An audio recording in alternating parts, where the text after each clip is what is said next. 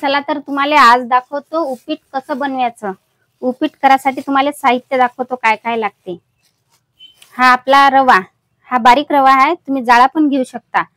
आणि हे आपले बारीक शेव घेतले मी। त्यासाठी आपल्याला लागणार आहेत हिरव्या मिरच्या, 2-4 हिरव्या मिरच्या, मोहरी, थोडीशी साखर नाही घेतली तरी चालते, एक निंबू, आणि हे आपले शेंगदाणे, चवीपुरतं मीठ, आणि 4 कांदे घेतले मी। कांदे जरासे आपल्याला शिल्लकच लागतील, आणि हे कोथिंबीर, आणि आपल्याला हा कढीपत्ता लागतेच, कारण की कढीपत्त्यानं कसं आपल्या उपीटची चव वाढते, यानं मस्त चव लागते। सर्वात पहिले आपल्याला रवा भाजून घ्यायला लागेल। रवा भाजण्यासाठी आपल्याला तेल शिल्लकच लागते, कारण की आपला रवा भाजला गेला पाहिजे ना, रव्याचा कसा कलर नाही बदलला पाहिजे। आणि कधी रवा घेतला तर आधी एखाद्या चाळणीनं गाळून घ्यायचा, कारण की त्यातनी सोंडे असतात, अळ्या असतात, त्यासाठी आपल्याला रवा गाळूनच घ्यावा लागते। तर आपण जे तेल टाकलं तर सर्वात आधी काय करायचं, आपल्याला शेंगदाणे भाजून घ्यायचे आहे। तेलातनी अगोदर भाजून घेतले तर मस्त चांगले शिजले जातात आपले शेंगदाणे। नंतर ते फोडणीत टाकले तर त्यावेळेस ते शिजत नाहीत, त्यासाठी मी आताच तेलात भाजून घेतो। आपले शेंगदाणे पा किती मस्त भाजल्या गेले, मस्त एकाचे 2 तुकडे झाल्यासारखे झाले, म्हणजे आपले शेंगदाणे आता भाजल्या गेले साजरे। आता हे काढून घेतो मी एका प्लेटीत। आपला गॅस चालूच ठेवायचा, कारण की तेल थंड होईल ना आपलं, त्यासाठी गॅस चालूच ठेवावा लागते। आता आपलं जे हे तेल तपलेलं आहे त्याच्यात काय करायचं, हा रवा जो आहे ना आपण एका वाटीनं असा मोजून घ्यायचा। आता मी घेणार आहे तसा 3 वाट्या रवा। 3 वाट्या रवा घेतला मी, तुम्ही तुमच्या हिशोबाने किती पण घेऊ शकता, फक्त आपल्याला तेल शिल्लक लागते। आता हा फिरून घेऊ, तेलात मस्त शिजू द्यायचा। फक्त काय करायचं, याले असा कलर नाही येऊ द्यायचा, लाल नाही होऊ द्यायचा, जास्त कमी पावरातच असा भाजून घ्यायचा। जेवढा आपला रवा भाजला जाते ना तेवढं मस्त उपीट मस्त होते। आणि आम्ही याले उपमा पण म्हणतो, तुम्ही काय म्हणता कमेंट मध्ये सांगा। हा पा मी कलर पण नाही येऊ दिला ना, इतका मस्त घमघम वास येऊ राहिला आपल्या रव्याचा। आणि मेन काय आहे, आपल्याला उपीट बनवण्यासाठी किंवा उपमा बनवण्यासाठी आपल्याला मेन काय असते, पाणी। पाणी पद्धतशीर वापरायला लागते। तर पाणी किती लागेल आपल्याला मी सांगतो तुम्हाला। ज्या वाटीनं आपण रवा मोजून घेतला होता, 3 वाट्या घेतला होता आपण, तर याच्यात तिप्पट पाणी घ्यायचं। म्हणजे तिप्पट कसं, 3 आणि 3 6, 7 3 9, 9 वाट्या आपल्याला तेल घ्यायला लागेल, पाणी घ्यायला लागेल। 9 वाट्या पाणी घेतलं, त्याच्यात मी थोडंसं शिल्लक घेतलं चालते। जाळा जर रवा घेतला तर आपल्याला याच्यापेक्षा अजून शिल्लक पाणी लागेल। हे पाणी आपल्याला गरम करून घ्यावं लागेल। अगोदर आपल्याला गरमच पाणी लागते।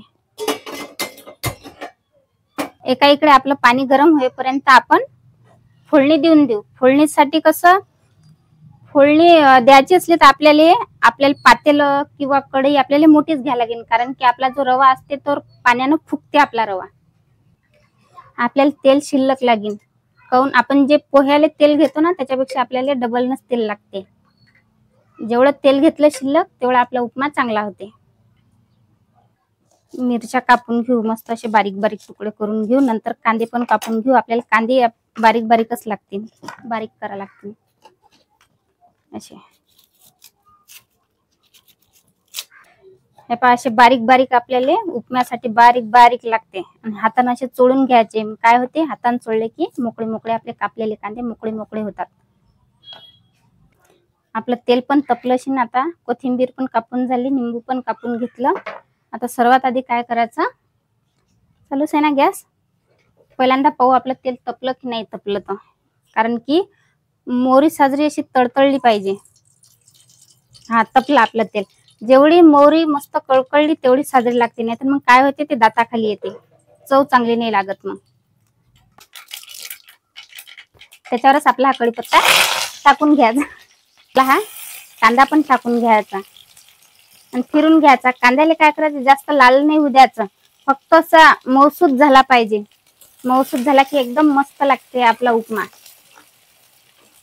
पावर कमी जास्त करत राहायचं, नाही तर मग काय होते, एकादमानं कांदा होऊन जाते, लालसर होऊन जाते, आणि जो आपल्याला कांदा पाहिजे असा मऊसूत तसा होत नाही।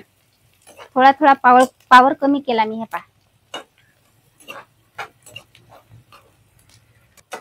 आपला कांदा होईपर्यंत त्याच्यात आपले जे कापलेले हिरव्या मिरच्या होत्या ते पण टाकून द्यायच्या आणि आपले शेंगदाणे जे भाजले होते आपण ते पण टाकून द्यायचे. आधी याच्यासाठी भाजून घेतले मी शेंगदाणे, आता होत नव्हते ते तेलात, मग मस्त झाले गरम गरम तेलात. आपला कांदा पण आता मस्त भाजला गेला. आता काय करू, आपलं जे हे गरम पाणी आहे ते गरम पाणी सोडू याच्यात. पावर कमी करून घेतो, नाही तर मग काय होते पाणी तेल उडते. असं पाणी टाकून घेतलं मी. त्याच्यासाठी मी कढई मोठी घेतली, कारण की कधी पण उपमा बनायचा असला तर आपल्याला कढई मोठीच घ्यायला लागते.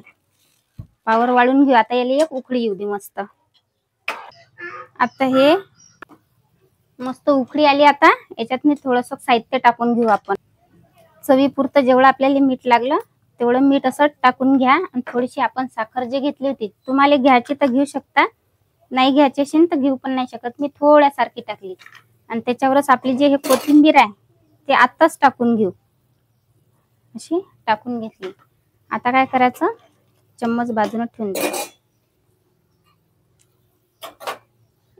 पावर कमी करून घ्यायचा, नाहीतर काय होते आपल्याला हा जो रवा आपल्याला उकळीत टाकायचा आहे त्याच्या अशा गुठल्या तयार होतात. त्याच्यासाठी पावर कमी करून घ्यायचा आणि थोडा थोडा थोडा थोडाच टाकायचा, जास्त नाही टाकायचा. आपल्याला लागलं तर आपल्याला मिठाची चव पण पाहता येते की बा मीठ लागलं की नाही लागलं. तर थोडं थोडं थोडं थोडं असं टाकून घ्यायचा रवा, भाजलेला रवा, म्हणजे गुठल्या होत नाही. हे पहा कसा मोकळा मोकळा होऊ राहिला एकदम. असं फिरवत राहायचं एका हातानं. पहा किती मस्त, किती मोठं पाणी टाकलं होतं आपण. रव्यानं कसं एकदम हे आवरून घेतलं पाणी. असंच फिरून घ्यायचं. तुम्हाला जर हळद टाकायची असली तर तुम्ही हळद पण टाकू शकता, तसं काही नाही, पण मी हळद टाकली नाही. आणि पाणी पहा किती पद्धतशीर झालं. जेवढं मी पाणी घेतलं होतं पद्धतशीर पाणी उरलंही पण नाही आणि जास्तही नाही झालं आणि कमी नाही झालंय. पहा काहीच पाणी नाही. याच्यावर आपल्याला झाकण पण ठेवायचं आहे, पण झाकण ठेवायच्या अगोदर अर्ध लिंबू जे आहे ते असं पिळून घ्यायचं, नंतर फिरून घ्यायचं आणि 5-6 मिनिटं झाकून ठेवून द्यायचं. कारण की पोहे म्हणा किंवा आपला उपमा म्हणा, कधी पण झाकून ठेवला तर त्याला मस्त चव येते. झाकून ठेवायच्या अगोदर आपल्याला थोडंसं फिरून ठेवा लागेल, कारण की आपण निंबू टाकलं ना, निंबू एकजीव झालं पाहिजे. त्याच्यासाठी एक वेळ फिरून घेऊन नंतर झाकण ठेवू. काहीच गुटल्या नाही झाल्या, काहीच नाही झालं. हे पहा किती मोकळा मोकळा झाला, एकदम शिऱ्यासारखा पाहू शकता तुम्ही. आणि हा जेवढा चिकट दिसू राहिला ना झाकून ठेवल्यावर, तो पद्धतशीर होऊन जाते. फक्त गुठळ्या नाही ठेवायच्या. डायरेक्ट गरम पाण्यात जर समजा आपण जो आपला हे असते रवा भाजलेला असते, आपण जर डायरेक्ट त्याच्यात पाणी टाकलं तर त्याच्या गुठल्या होतातच. पण मी जसं सांगितलं पाण्यात जर टाकलं, गरम पाण्यात नाही उकळीत नाही, तर असा मोकळा मोकळा होते रवा आपला. आता याच्यावर झाकून ठेवून देतो 5-6 मिनिट. पावर कमीच ठेवायचा, नाही तर खालून जळून जाते. चला आता उपमा झाला की नाही पाहू आपण. 7-8 मिनिटं ठेवलं मी झाकण याच्यावर, शिजला का नाही पाहू. तसं तर शिजलेलंच असते. पहा किती मस्त झाला, किती मस्त झाला, मोकळा मोकळा झाला एकदम. चला आता एका प्लेटीत काढून घेऊ आपण.